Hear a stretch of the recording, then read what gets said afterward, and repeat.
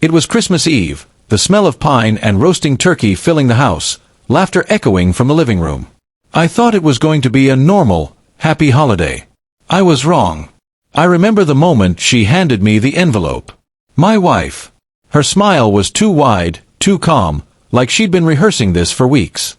"Here," she said, sliding it across the table. "A little Christmas surprise for you." I frowned. "What is it?" She didn't answer.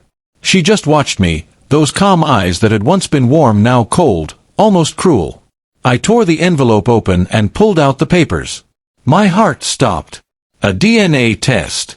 I blinked at it, thinking it was some kind of joke. My son, my little boy, the light of my life, was not mine? My hands trembled as I read the results. Each line, each statistic confirming it. The child I'd raised, loved, protected, wasn't biologically mine. "Are you serious?" I whispered, voice breaking. She shrugged, like it was the most natural thing in the world. "Surprise. Your son isn't yours. And while we're being honest, I want half of everything." The room went silent. My mother was watching from the corner, eyes wide with shock. My father-in-law looked like he'd just seen a ghost. And my son, sitting there, oblivious, eating his mashed potatoes, smiling, unaware that the world as I knew it had just shattered. I felt something inside me snap. "Half? Are you insane? You're telling me my entire life, my trust, my love, is irrelevant because of one mistake you made?" She leaned back, uncaring.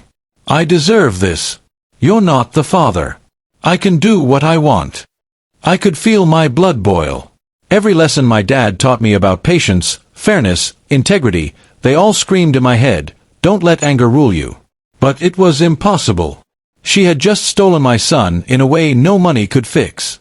"Do you realize what you're saying?" I asked quietly, dangerously calm. "You want half of what? My savings? My house? My retirement? Or do you mean half of the boy I've loved as my own?" Her lips trembled, but not with guilt. "It's just business." "Business?" I laughed bitterly, tears welling in my eyes. "This isn't a transaction. This is my life. My child. My trust. And you just threw it away like wrapping paper."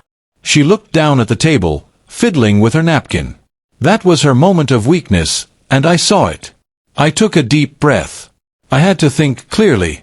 Anger wouldn't help me protect what mattered most. "You know what?" I said slowly, deliberately. "Take half if you want. I'll go to court. I'll fight. But the one thing you will never touch is him." She looked up, startled. "What do you mean?" I smiled, not joyfully, not happily, but with a calm I didn't know I had.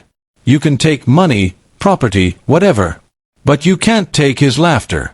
You can't take bedtime stories, first steps, scraped knees, whispered secrets.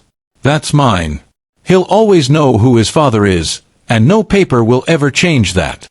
She opened her mouth to protest, but I didn't wait. I stood, picked up my son, and held him close. He smelled like cookies and pine needles, like Christmas. And in that moment, it didn't matter what DNA said.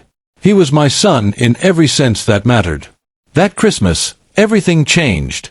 My trust was broken. My marriage was over. But I realized something vital. Fatherhood isn't about biology. It's about love, protection, and being there no matter what. I left the house that night, carrying him in my arms, snow crunching beneath my feet, and for the first time in years, I felt a strange mix of heartbreak and liberation. She may have taken half, but she would never take him, or the bond we shared. And that bond was everything.